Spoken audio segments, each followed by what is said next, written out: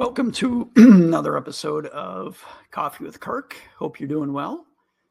And of course, we've had quite an interesting week in the markets. I think that's probably putting it mildly. So, of course, we'll talk about that. Originally, I'd set it out so that today's Coffee with Kirk would be talking about what I kind of see as a real threat to the financial system, private equity. And because of what the market did this week and lots of questions I got, I shifted. We'll take a quick look at the markets. I'm not going to spend a lot of time on it, but a lot of questions are, what the hell's going on with these tariffs and how's that going to impact things? So I've talked about tariffs a little bit in the past, and I'll try to give you my view on it. It's so hard to really get through all the noise on the tariffs because I think there's a lot of people have personal objectives that they're trying to sway readers, viewers, politicians, everything like that. And it's getting awfully contentious, and then with this political environment that we're in, there's, obviously one side's going to be totally against Trump no matter what. One side's going to be for him no matter what. But let's try to get to what I think they're trying to do. And again, I could be completely off on this, but I just try to provide some clarity so you can kind of maybe understand what's happening. And I'm basing it on a lot of research I've done on the folks that are making the policy. Treasury Secretary Bessent, Commerce Secretary Lutnick, the Economic Council Economic Advisors for the president. So I'm looking at what those folks are saying and things they've written, speeches they've given, and trying to draw what I think they're really trying to do on the back end, and I'll present that. But yeah, part of the market calamity is because there's so many voices coming into this. And the thing that the market hates more than anything is uncertainty. And I've been talking about this for a long time, especially in relation to the tech stocks. Right. I've looked like a fool because I've avoided tech stocks for the past couple of years because the valuations were just obscene. I mean, obscene, above where they were with the internet boom of the late 90s. And the thing is, as long as you don't have a story or a feeling, if the mood doesn't change, then you can keep these valuations at ridiculous levels. But the problem is once that uncertainty comes in, once somebody starts to look at it and go, well, should I be paying 140 times earnings for Tesla? Is it really worth 40 times sales for NVIDIA? Once they start to look at that, if something happens that makes them question it, that's when things go awry. And going back to the 2000 internet bust, the internet was obviously an absolutely life-changing event for everybody. And it's still an enormous part of the economy today, but it got to such high valuations in the 90s that eventually a few things happened that made people start to go, wait a minute, are we paying too much for this? And it fell apart quickly. And I kind of thought that the DeepSeek AI program that China launched or exposed or released a month or two back would be the factor that kind of sent this into sort of a tailspin a little bit. And it did. It started to affect mostly the big tech stocks. But now, because there's uncertainty, if all the money that they were putting into NVIDIA and the data centers, if it was really needed. So the whole tariff thing has created a ton of uncertainty, and it's affected not just the tech area, but everything now. So now everything's being looked at, and everything's being questioned. And it's always one of those.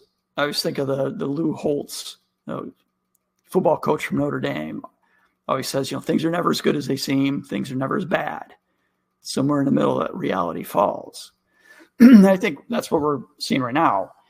We just had a situation where the stock market was so overvalued in the U.S. that once something became uncertain, there was going to be a return to some better valuations. So I think all it was, it's not so much tariffs, it's not so much DeepSeek, it's just uncertainty has emerged, and now we're going to get a repricing of the assets, which in a way is probably a good thing ultimately, but it does create a little chaos. And if you look at international markets, they haven't dropped like the U.S. has. But I've been talking about this for the past couple of years, that international markets were way better valued than the U.S. So you'd expect that. You don't have to panic as much if you kind of know that there's a decent valuation on international. So yeah, you always look. You've got egg on your face when you're out there saying things are overvalued. You're kind of a fool for going into it. You can look stupid for a long time as things continue to go up and the story's in place and people aren't worried. But once that doubt comes in and valuations reset, that's when you see problems. And that's part of what we're seeing right now. So let me jump in, as I always love to do, and get into slides. Okay, so I do want to keep a little perspective. So it's getting a lot of press, it's getting a lot of noise, but still, this is still in a correction mode. Okay, every year it's kind of normal and healthy to have a correction of at least 10%. You see it just about every year. So, I mean, we're a little bit past that. I think we're about 12% down total for the S&P. But it's still not, I don't know if it's necessarily warranting the mass chaos that we're seeing and the absolute panic. The slide just shows you back in 2022 when the market lost 25% at its most. It really, I didn't get many questions from clients, honestly. Now, I didn't have a lot of money in the markets, so during that period, that could be it. But just in general in the press, we never saw as much panic as we're seeing right now. So let's put it in perspective. It could just be a normal correction. Okay. Now, I've been saying due to valuations, I've been expecting a bigger downturn to get us back to some more normal valuations, but it may not be that. This could just be a normal correction. And this is a chart I showed previously, but what it says is when the S&P 500 has 6 consecutive days of up or down more than 1%, and it's not already 20% below a one-year high, so it's already kind of in a bear market. So if it's not in a bear market and you see 6 days of 1% up and down, in just about every case, the market has been up and up pretty substantially a year from now. Okay, and this chart, I apologize, I know it's hard to read, but if you look at it, you can kind of you see what's going on. Now, again, if it was already in a bear market and we started to see the volatility, typically like in 2008 or 2001, yeah, you had bigger downturns at that point. But this lays out some times when we saw these things happen, and you can kind of see 1 year later, a lot of these markets were up 20% or more. So again, I'm trying to put some perspective here. And again, looking at past data doesn't mean anything for the future. But at least right now, it still falls within this realm. The other thing to think about is 10-year Treasury, it's come down massively here since January, but it still hasn't even reached the lower level of what, as far as yields, where it was back in September. So it's still in a kind of a tight trading range. Everybody right now is talking about how yields are going to come way down, and which is indicative of a recession. And we're still in a range that we've been in for the past year. So I don't think we can yet jump to anything bigger than that. So, you got to kind of put the brakes on a little bit. Now, on the flip side,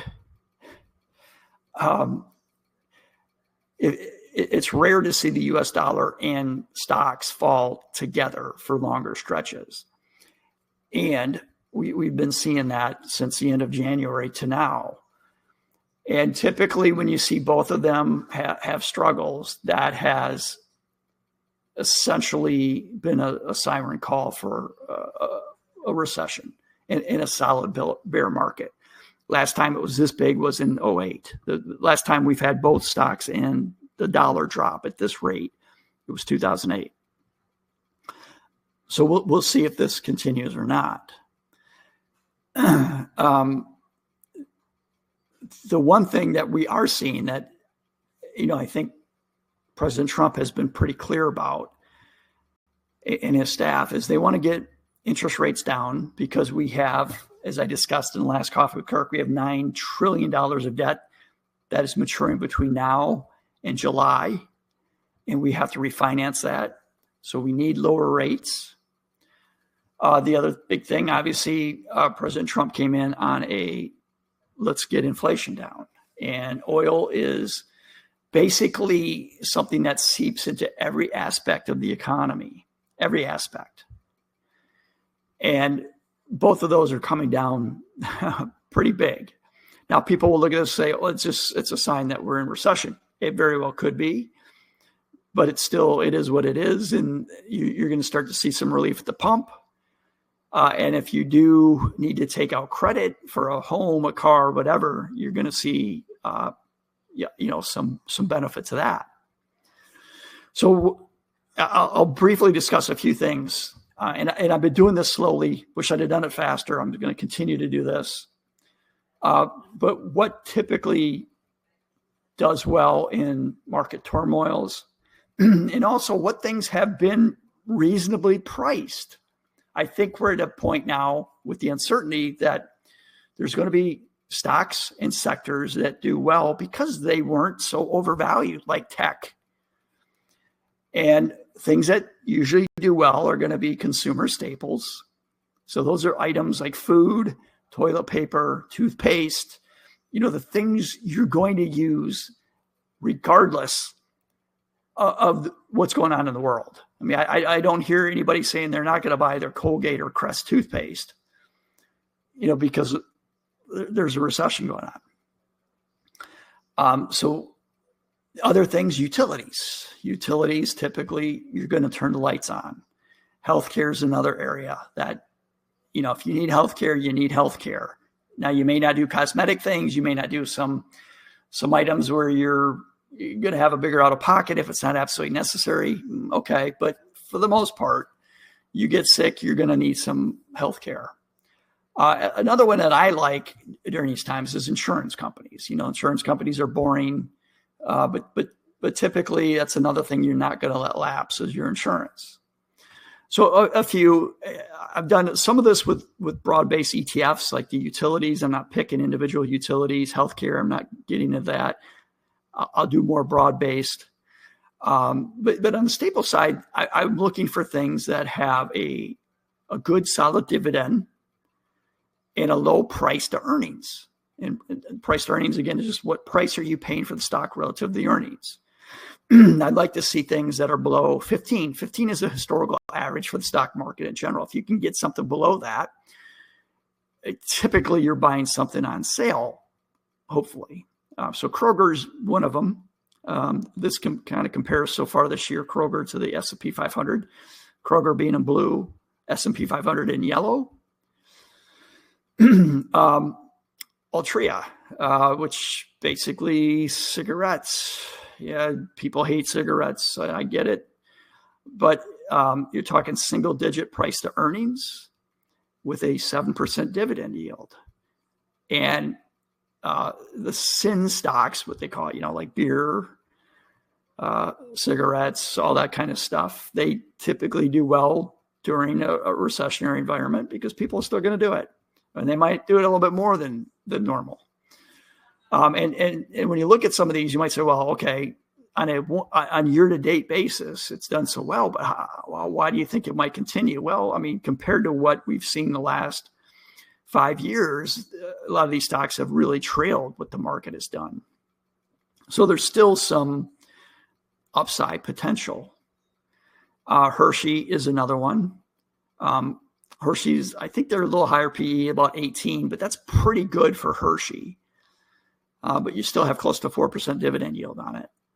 So even if it just kind of stays flat in the recessionary environment, you're pulling in 4%. And if you look at the 5 years, Hershey really hasn't done much relative to what the S&P 500 is. So it's kind of just been going sideways for the most part. So it's pretty well valued if you believe that people are still going to eat their Hershey bars and drink their chocolate milk and things like that. AT&T, another really boring company, 7% dividend yield, single-digit price to earnings. It's a good company. And then if you look at the last 5 years, it struggled relative to what the stock market's done. So it doesn't mean it's going to catch up to where the stock market was, but it provides a little bit of a margin of safety. This is utilities.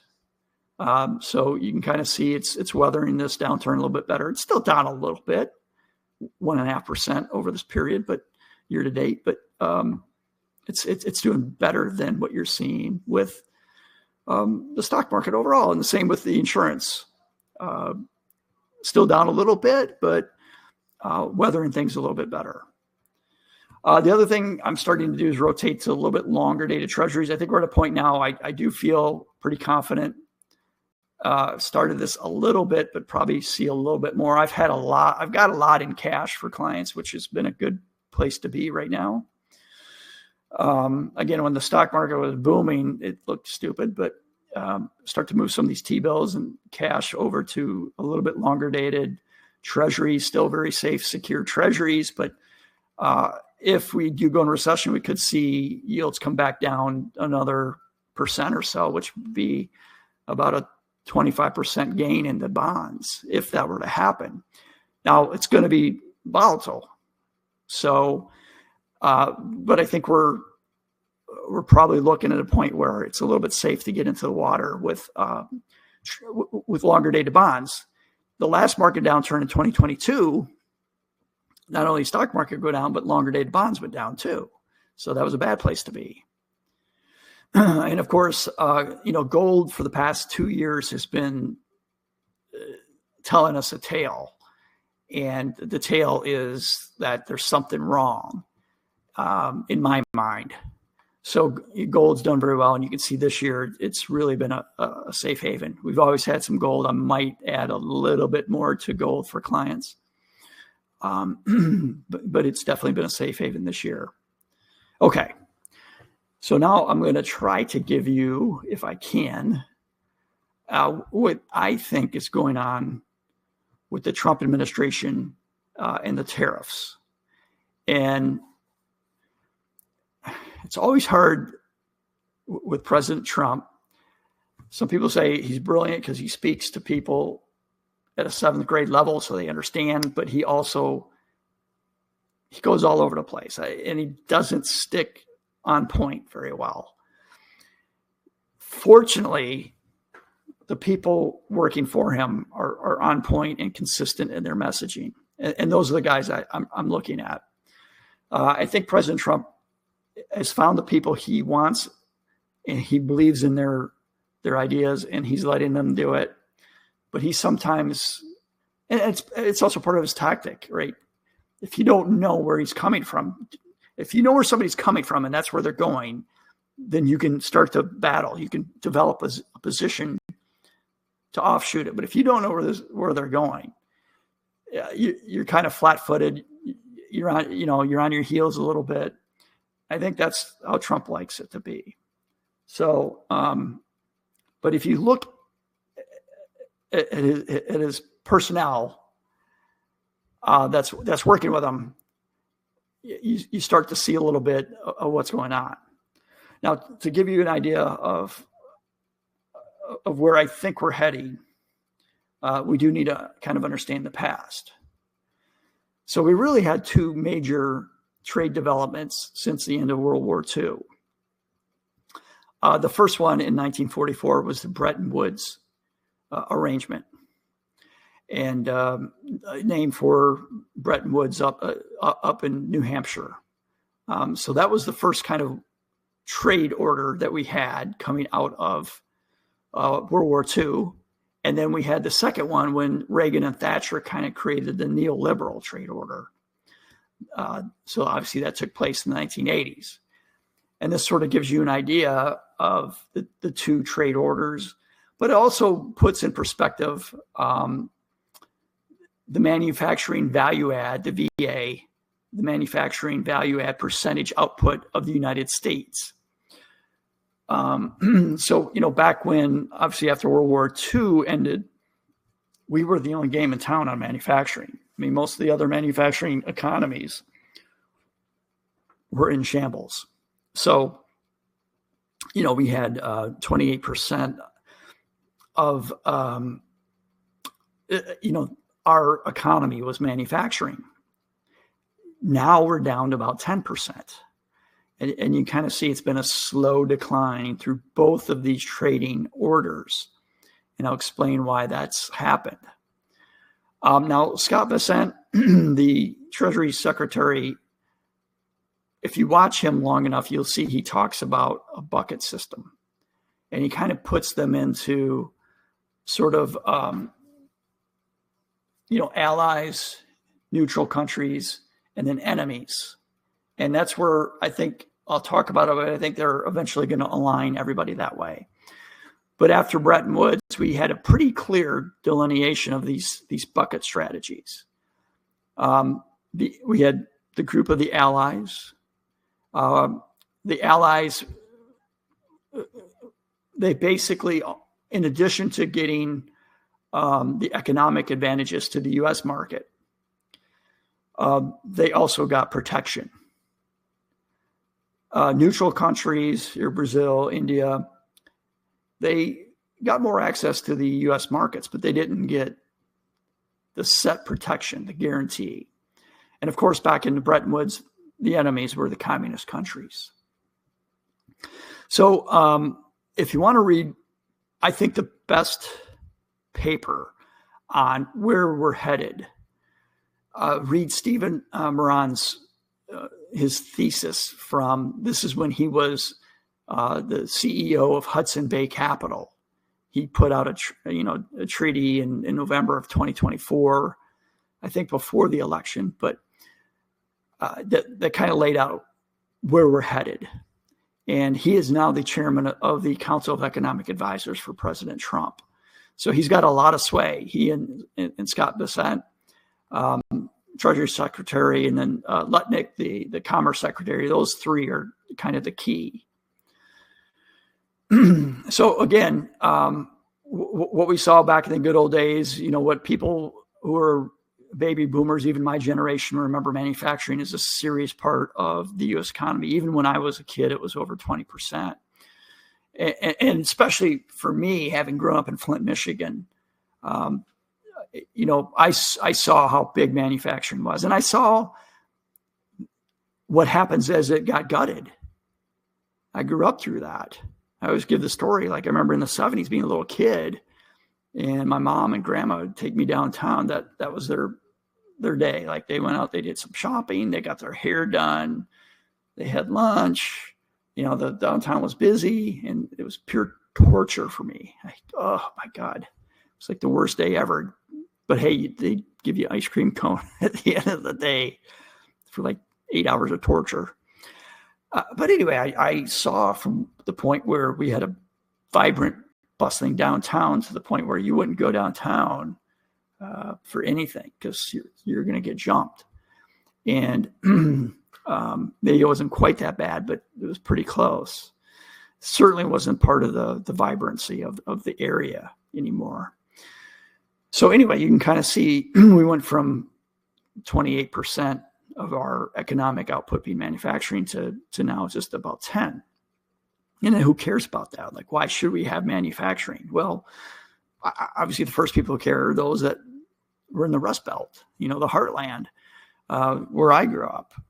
They have seen basically their economies, they're gutted relative to what they were. So, Flint went from the highest median income per capita in the United States. And I mean, it's nowhere near that now, not even close.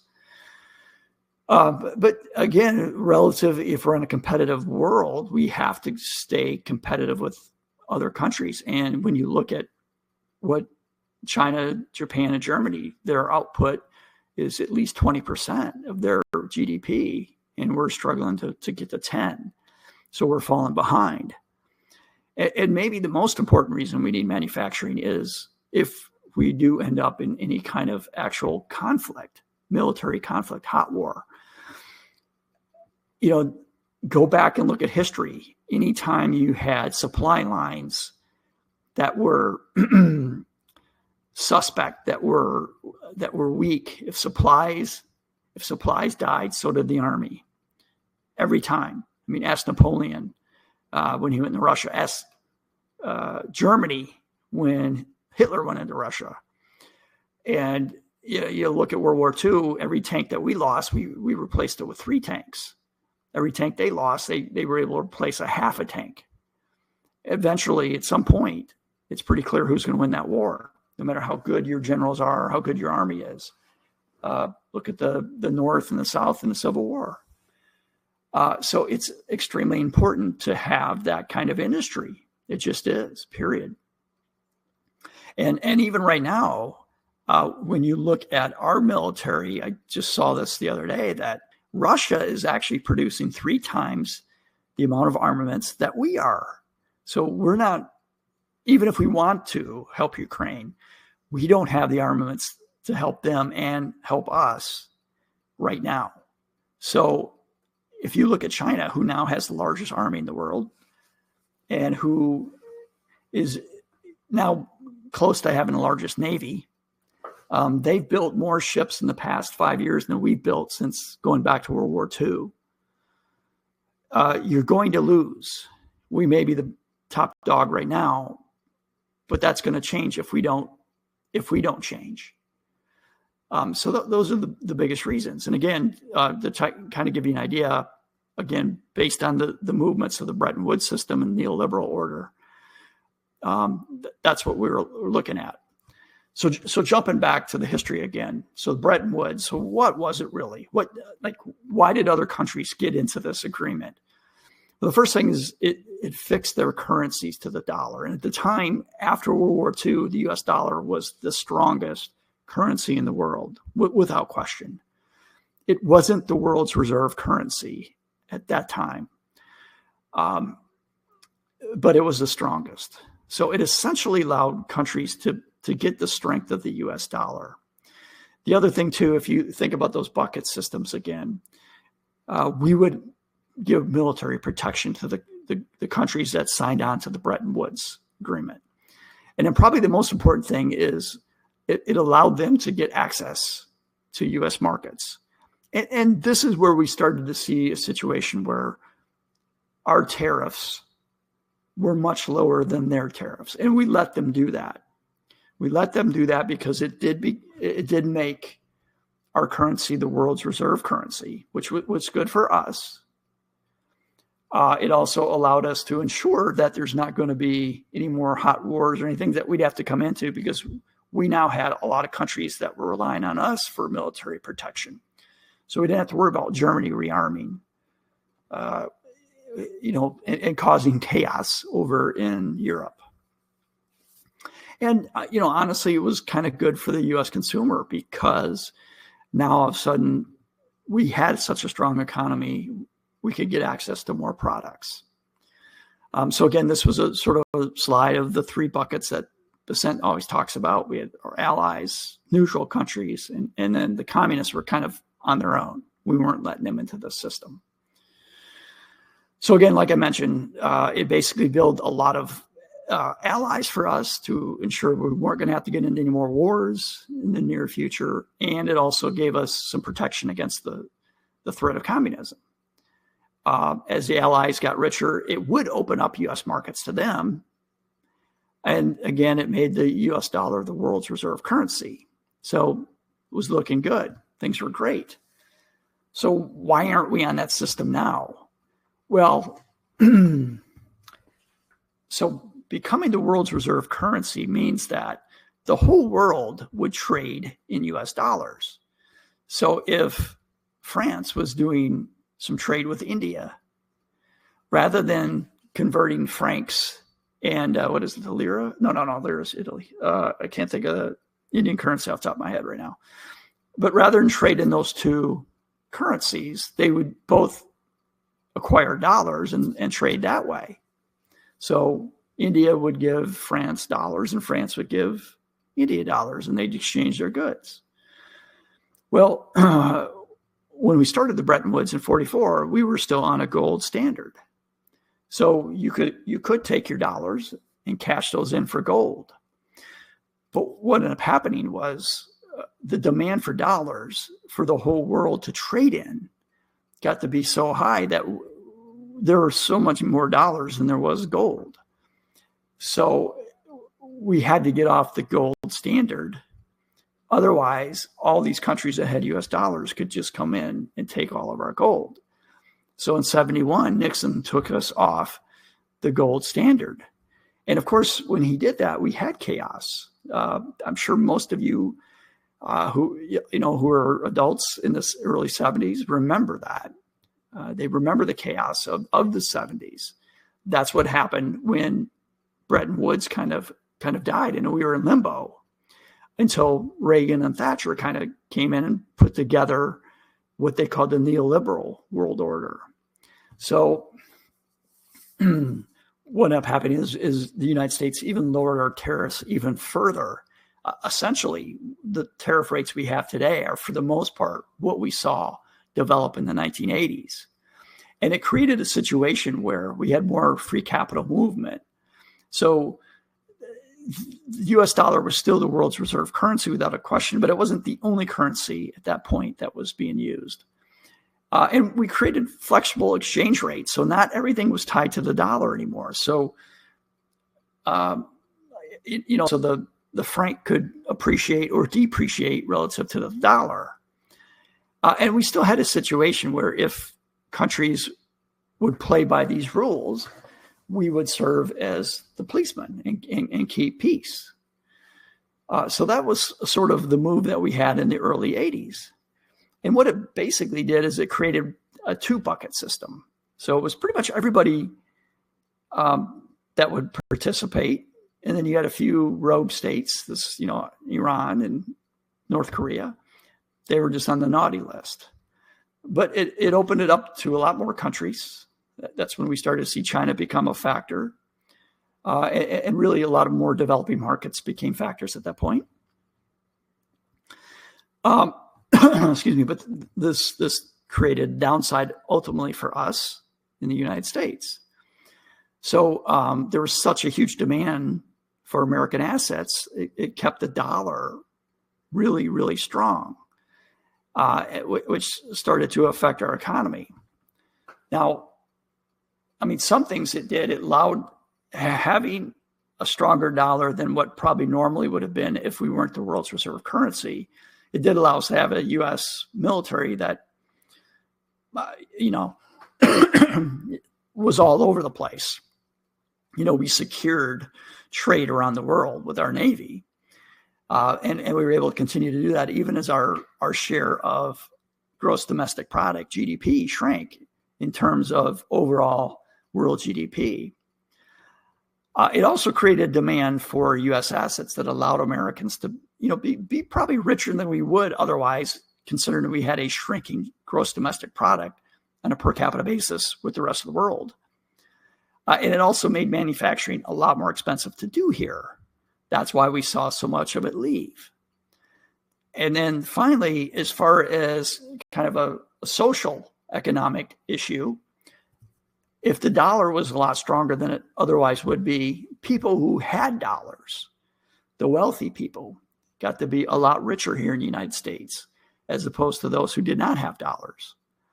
So we have seen wealth inequality hit levels we haven't seen since the Great Depression. So when Trump came in, he instantly wanted to fight and I'm talking came in 2016 here. When he came in 2016, his purpose was to fight the neoliberal trade order. Now, he did some trade agreements with some of our partners to get them to lower their tariffs a little bit, to make it a little bit more competitive. But he also raised tariffs on China. But what did China do? China basically, whatever we raised on them, they raised it up on us. So even though Trump came in and put tariffs on them, China just reacted by increasing theirs even further. So, it really didn't have that huge of an effect. Now, during his first term, we stopped the bleeding on manufacturing, but, we didn't really have a big recovery. We kind of stayed around that 10% level. So the good news is it didn't get worse. The bad news is it didn't get better. And we're in a situation now where what we're worried about is China has basically stolen so much intellectual property, and they've become such a big manufacturing output that we used to look at them originally as, well, we'll let them make the things we don't need to make here, the low quality stuff. Well, now, if you look at their BYD auto company, they're actually starting to lead here, even more than Tesla. Extremely affordable electric cars.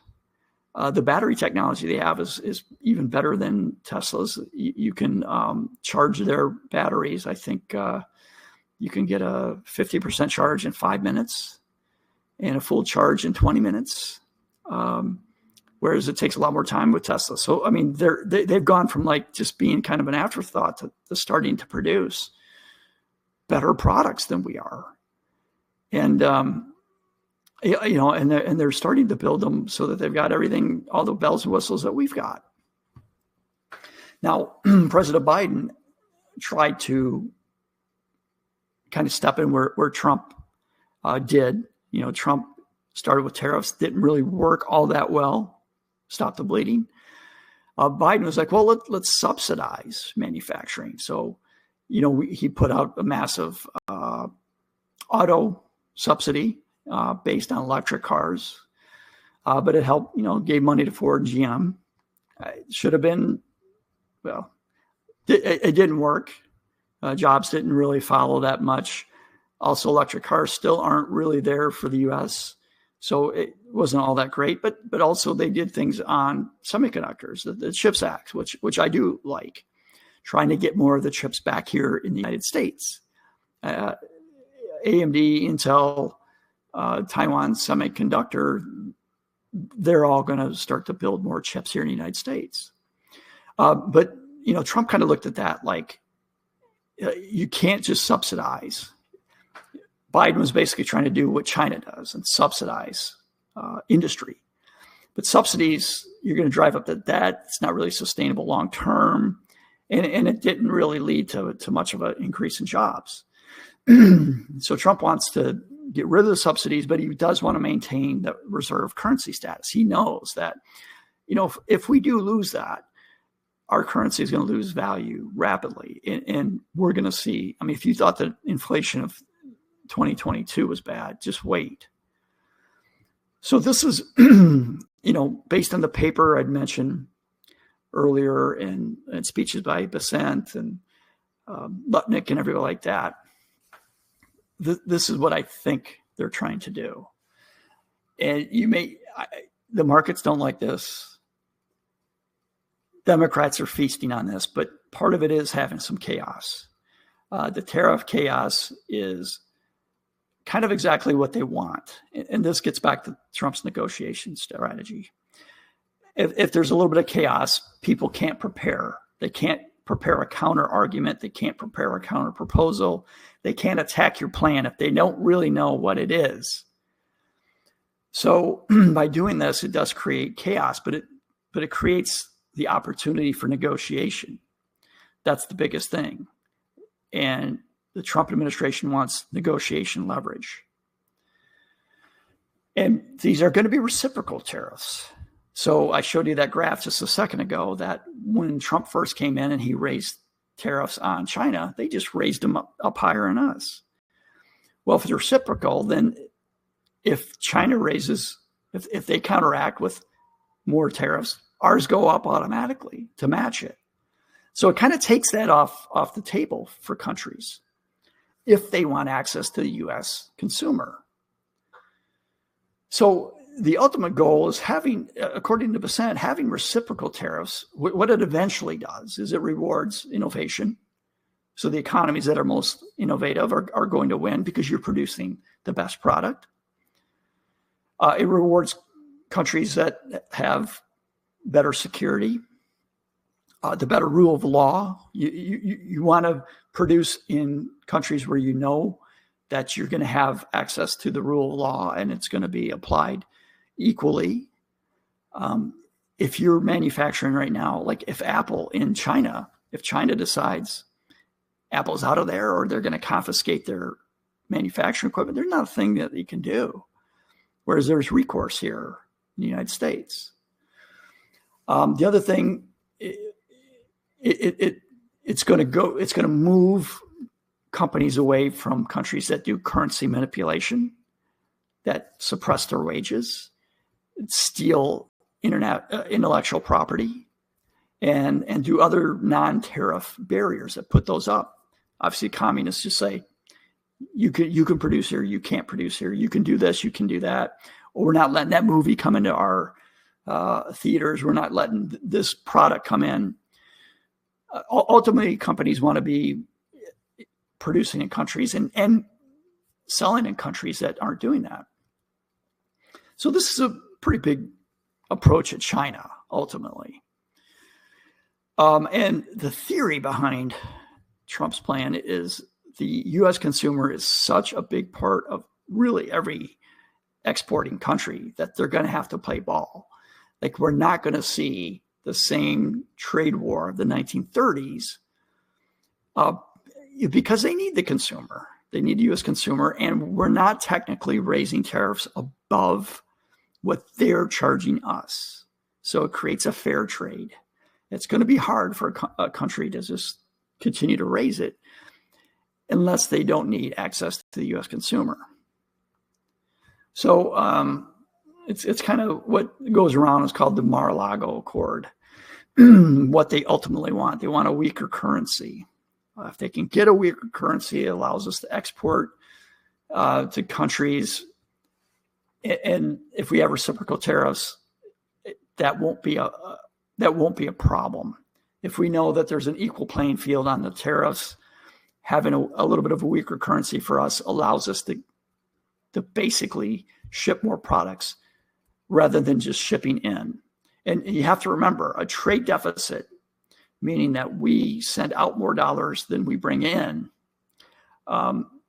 what that is we're giving up our savings. It's no different than if you go out and you spend more money than you bring in, you're going into a deficit. You're reducing your savings. Okay, it's the same thing, but on a macro level. And this is sort of going to be a return to the Bretton Woods in a way. What they ultimately want, think of the three buckets again.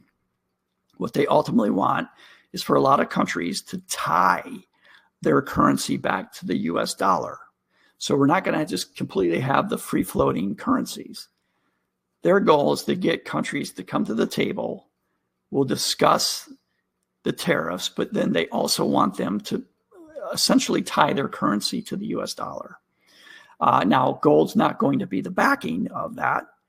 It's more going to be a fluctuating US dollar. But if the US dollar appreciates quite a bit relative to other currencies, in this system, they would require the other countries to raise the value of their currency to match the US dollar. And the approach that they're going to take, if their speeches and writings are in fact what they're looking to do, they're trying to get it to the point where we have that 3-bucket system, and countries in the good bucket, they're going to get access to our markets so they can sell to the U.S. consumer. They'll still get our security. So we will still serve as the backbone, the beef, whatever you want to call it. And they'll get access to the U.S. dollar banking system. And there's even been talk that there might actually be a fee that they charge, the U.S. charges for this. So obviously part of that would be, if you're getting protection, we're going to demand a certain percentage of your GDP is going to be given to us for that protection. And Trump talked about that in his first term, and it's continued it here. So again, we'll have a little bit of a different 3-bucket system. Essentially, the first bucket, the allies, will kind of be vassals of the state in a way, if you will. You'll have some countries that still remain neutral. They'll get some of the benefits, but not all of them. And then you'll have, instead of communist countries, it'll just be enemies, those that aren't going to do that. And I think all of this is our big target is China on this. I mean, China has manipulated everything, the currency. They've stolen IP technology.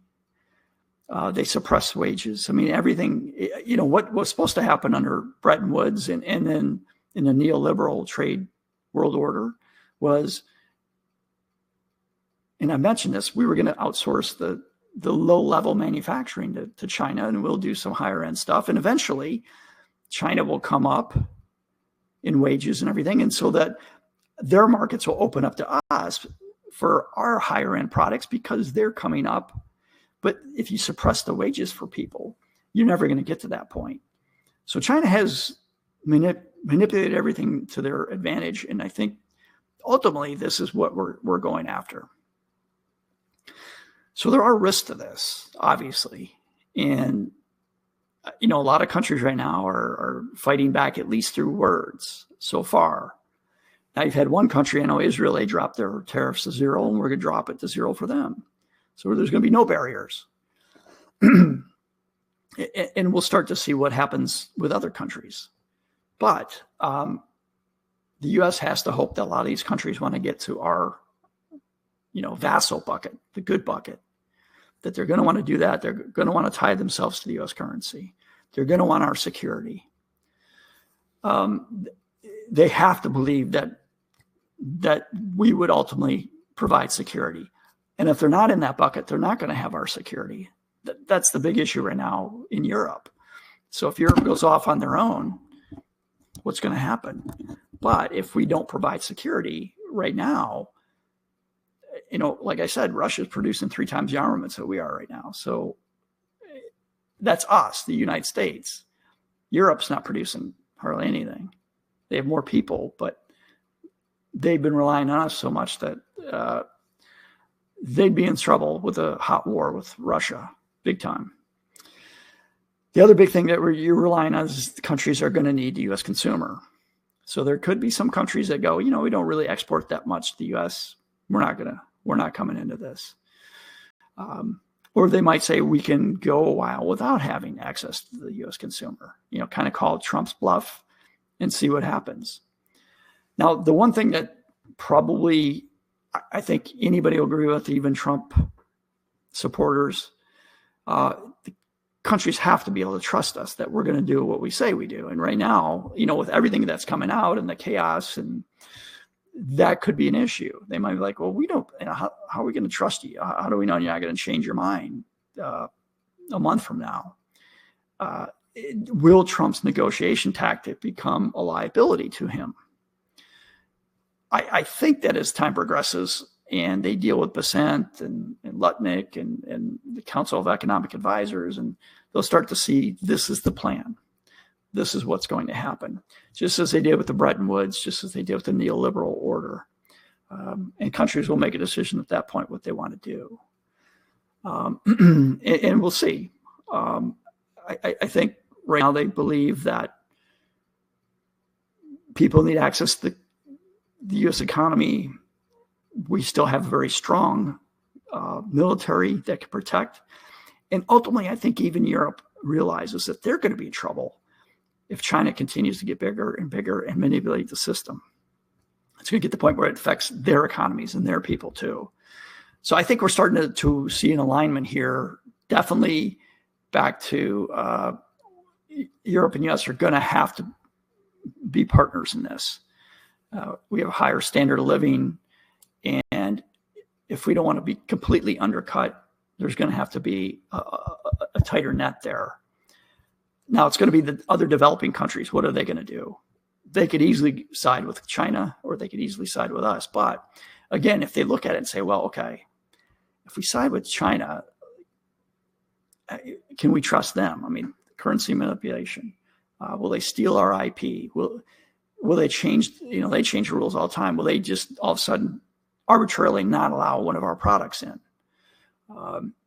Are we better in the U.S. with that? I mean, even with the recent brouhaha with Trump, you still know you got the rule of law here. You've got a huge economy, and we still do, at least right now, have the top military. Okay, and as always, lawyers say, hello, please talk to your financial professional if you're not one of our clients. This is not financial advice if you're not a client. Okay.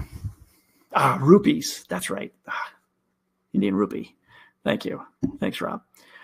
So that's kind of what I think. I got a lot of questions like, what's going on with all these tariffs? What's the end plan? I think that's what the end plan is. If you go and look at that paper, Hudson Bay Capital, if you look that up, and it's a guide to, if you just do Hudson Bay Capital guide, it'll come out. It's the first thing. It's been downloaded a ton. But that kind of lays out, I think, what they're really trying to do here. And it is sort of a changing world order here. That's what we're looking at. Like I mentioned, Biden tried to do some subsidies. He didn't want to change the world order. He was just going to try to subsidize to help out. But, 36 trillion in debt, we really can't be doing that. So, and I haven't even mentioned the debt, how that's going to play out into all of this. But, that's kind of one of the other things they're working on. There's other little things in addition to trying to change the trade world order. Trying to fix our debt is the other big issue. Obviously, with Doge, the tariffs should, in theory, bring in more money for us. So they're trying to fix that too. So the two huge problems, two enormous ones. And then I'd even add a third one, obviously, with Ukraine and Russia. There's been a lot in the press, they didn't put any trade barriers on Russia like they did the rest of the world. So Trump's obviously a foreign Russian agent. But I think what's going on, and again, this is just me. I don't know. I'm just trying to read things and cut out the noise and think a little bit. I think Trump's doing a reverse Nixon. Nixon back in the 70s opened up relations with China to try to draw that wedge between China and Russia. And I think that's what they're trying to do here, is to put a little bit of a wedge between Russia and China. The other way, try to draw Russia a little bit into Europe a little bit more. I think with these negotiations on Ukraine, part of it's going to be trying to get Russia more involved in the European economy. Maybe even make them in one of the good buckets for the U.S., possibly. If they can pull them back into Europe, where Russia really ultimately wants to be. Even if you look at Putin, what he said, he always had wanted to get into that more. So if he can pull that a little bit, it breaks China off a little bit more, makes them a little bit on their own. Okay, so let's see. Anyway, that's what I think. I could be completely off my rocker, but I've tried to focus on Trump's advisors, what they're saying, what they've written, and then deduce this on my own a little bit. I don't know. Like the last, I don't know what eventually is going to happen, but I at least trying to say Here's what they're trying to do, and here's the risks. Good question. Do I need to buy a car as soon as possible? If you are looking for a foreign car, I probably would. The good news about car, if you're looking to buy a car now, car buying is very low. Like they're struggling. Prices have come down. So it's actually not a bad time to do it anyway. But if you're definitely looking for a foreign, you'd probably want to think about it. They may not raise prices on those that already exist unless they have a run on it, unless demand goes way up. But right now, there's not a huge demand for autos, at least yet.